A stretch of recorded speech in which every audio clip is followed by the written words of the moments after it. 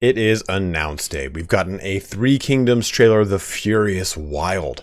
And finally, we're getting Nan Man added into Total War Three Kingdoms. So we're going to be going through this video here today and then going through the Steam page that corresponds with it. If you want to quickly know some hard and fast details about this without having to watch all of what I've said and you've already watched the trailer, well, then you'll probably already know this, but we're going to be adding 4 factions to Total War Three Kingdoms, led by Lady Zhurong, Meng Huo, also King Mulu and King Shamoke, and I apologize if I butcher any pronunciations. And we'll be also getting a DLC as well. So, or I'm sorry, an FLC as well. So a lot is coming with this. It looks like we're going to be getting some new units. It's also going to include some new Han characters probably. The Steam page says that it gives us 4 playable factions with 19 new factions overall and 25 plus new units. So there's your hard and fast information. If you want to just go ahead and shut the video down now, you are more than welcome to. But for those of you staying, let's go ahead and watch the trailer together. And if you did decide to head out, please don't forget to like, subscribe, comment below, all that kind of action. I know it's so annoying to hear every YouTuber say it, but it does help us out a ton. Let's go ahead and jump into the trailer and see what some of these characters look like in the digital flesh. So we already get just like an opening teaser shot of some elephants and King Mulu right out the gate. Our ancestors dreamed. And then we already get Meng Huo right there, just looking gritty. Look at his beautiful headdress. I'm already excited for this. Peace. But all we know now is war. So this is a pretty tumultuous time, right? This is like the southwestern barbarians. Echo through these valleys. And oh, just look at how glorious these things look. Like awesome tigers. And you're gonna get like a little bit of, not necessarily mysticism outright, but with this DLC, we should hopefully be getting stuff that is way departed from your standard Total War Three Kingdoms kind of repertoire in the Han. You're getting a lot of different animals. You're gonna get these tigers. You're gonna get these elephants, and there's not going to be any bears, but still you're going to get all this different kind of approach to the game, because again, this takes place, if I just kind of jump back here, to a much different part of the map, right? We're so used to doing everything over here that this is going to be far to the southwest, even in parts of Vietnam. So this is not going to be just a standard kind of eastern portion of China that we're used to so far with our Three Kingdoms playthroughs. Lots of fire, especially with Lady Zhurong. King Mulu right there. Lady Zhurong yet again. Look, she's just summoning tigers to her beck and call. And that looks to be like King Shamoke. He's pretty much talked about in having this amount of garb. So it looks like that's who he shall be, and I believe he's actually previewed in the Steam page to be exactly that. Some blow darts. Things are going to just go off on this Three Kingdoms DLC. It's going to be just a lot different than we're used to, and I think that that's exciting. I think it kind of breaks the mold for the past couple DLCs that we've had so far, and this is the one that people I think have wanted the most since the game came out. So a Mulu again, Meng Huo right there, and then we're gonna see Lady Zhurong and Shamoke right on the stone right here, or the cliff. Look at him. A clever ambush. Now, I'm not gonna lie. I'm just gonna be honest with you guys because I feel like that's important. I'm excited for this DLC, but I don't think this is the best Three Kingdoms trailer. The one for 9 Princes, 7 Princes was so awesome with its melodramatic music and all the cinematics for it. Like, oh man, like this was a sick trailer because we got to see so many cool, awesome things. But I will sometimes just watch that trailer when I'm like, you know what? I could go for a gripping trailer that gets my body tingling. Let's take a look at the Steam page here and take a look at what we also will be getting with this DLC. So We will get 4 new playable factions, like I was saying, with 19 new factions overall. We'll probably get some of the other kings in the Nanman culture as well, or probably some other Han or Wei people involved in this. But the differences unite as much as it divides. So in the verdant jungles of southern China, forces so far unmet are stirring. So this is pretty much Meng Huo trying to unite these tribes together. And through that, you're going to be playing opposition with that, or you're going to be playing people that are with it. And this is going to be playable in both the dates of 190 and 194. So we'll see which characters that enables you to play on both the Nanman side as well as on the Han side. So we'll probably get some more reveals on that. Now, right now, I know that Creative Assembly is streaming the game, or they were at least. So that probably has some more reveals involved in this. And if you did see some of those reveals, go ahead and please let them know, let people know in the comment section below. I would like just there to be as much information about this as possible for those that are really excited about it. So we can also see some awesome pictures from, look at all of that awesome fire. I'm excited to see what these units are too, right here. These awesome looking Han units. Lady Zhurong. And this is the new research tree that they talked about here. Or the fealty system, actually, I think is what this is. And we can see a lot of names here, right? So we can see Wu, Tu, Gu, Shamoke, Yang Feng, who I don't know how to pronounce properly, and know what he looks like. Zhurong, Meng Huo, Mulu, and Duo. So we get to see a nice combination of what's going to be going on with this DLC from just this picture alone. Moving forward, though, we also get, again, Rise of the Warlords. So this is the time period for 194, the campaigns that are going to be activated with that. We can see right here for our southern tribes. Keep kind of clicking through.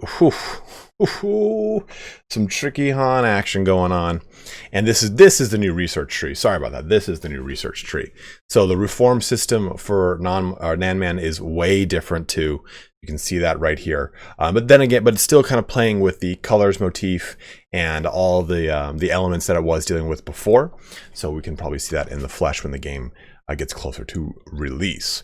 But we get Meng Huo is going to be the King of Kings. His unique units are the Champions, the Elephants, and the Spearmen. And again, I'm not pronouncing that because I know I'll butcher it. I think it's Nanzhong, but I apologize if I did say that improperly. So when Meng Huo takes control over Nanman factions, either by making an alliance or destroying them, he gains certain temporary bonuses. These bonuses can be stacked, creating a rolling momentum that will surely bring Meng Huo the kingship he desires. So that's his unique faction mechanic with King of Kings. It's some unique units too, so some nice elephant units, which I'm excited to see. I'm most excited to see the tigers, because why wouldn't I? They're tigers.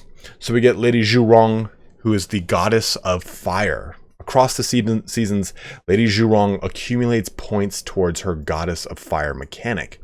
Once enough points have been gathered, players have the ability to activate her wildfire bonus. This formidable bonus makes her units near unbeatable in battle. The bonus changes according to the season it is activated within, and these powerful effects last across a series of turns. Once wildfire has burned out, Lady Zhurong is vulnerable for a short period, and will need to recover before she can fight again without weakness.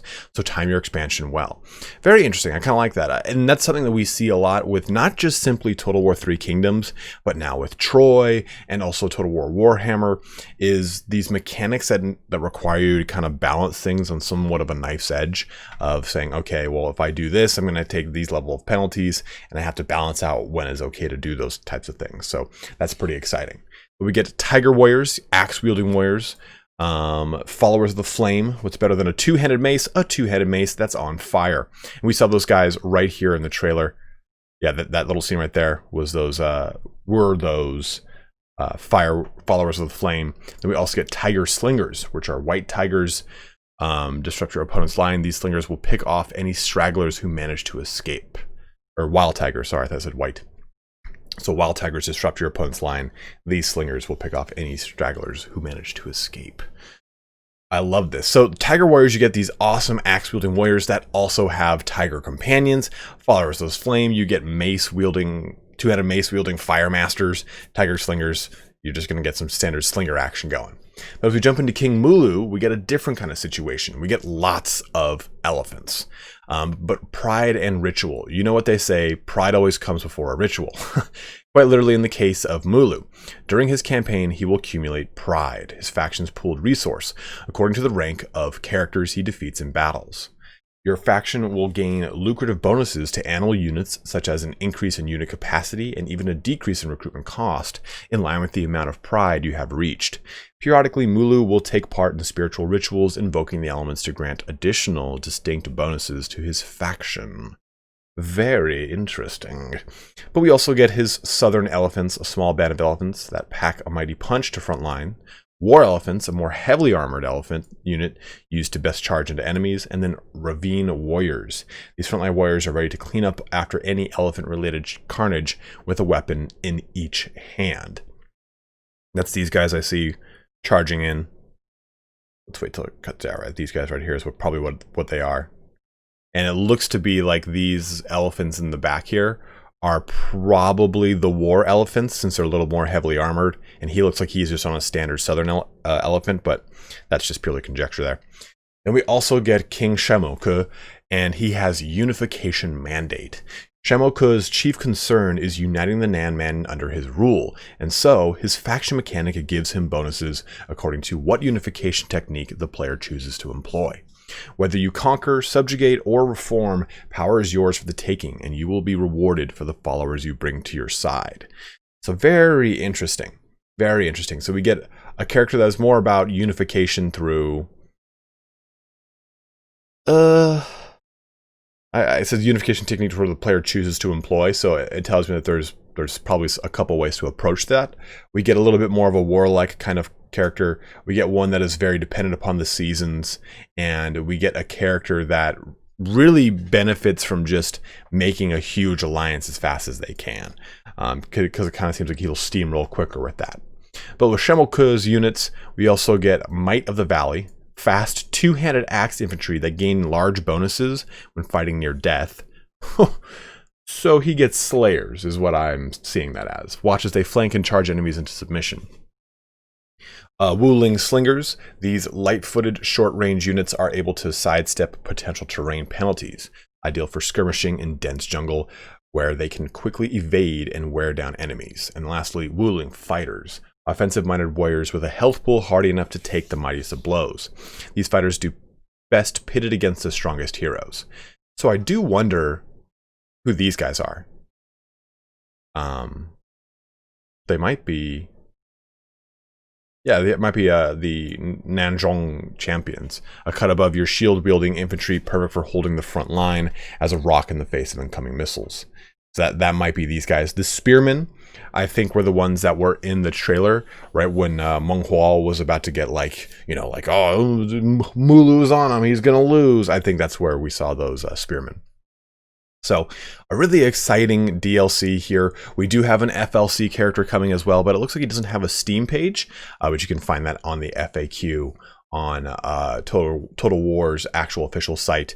So I will put a link to the actual trailer in the description here. So if you want to go watch that on your own without me talking over it, which I'm sure you do, you will have that there at your disposal. And we also have a release date already. It is coming out September 3rd. So this is hot off the heels of Total War Saga Troy's release just last week.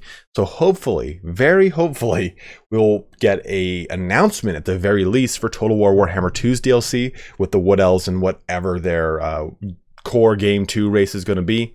My vote, you guys know, is on the Skaven. You can check out that video linked at the end of the channel, or end of the video here, to see my speculation on the Wood Elves and the Skaven. And then hopefully, too, we will get an announcement for Game 3. That's the big thing that I think all of us really want, is that Total War Warhammer 3 announcement. More than another DLC on any game, we want that Warhammer 3 announcement.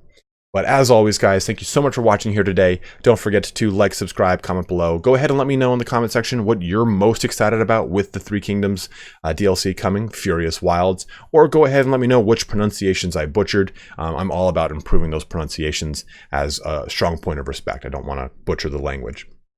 So go ahead and let me know in the comment section below. But as always, guys, thank you so much for watching here today. Have a good one and take care.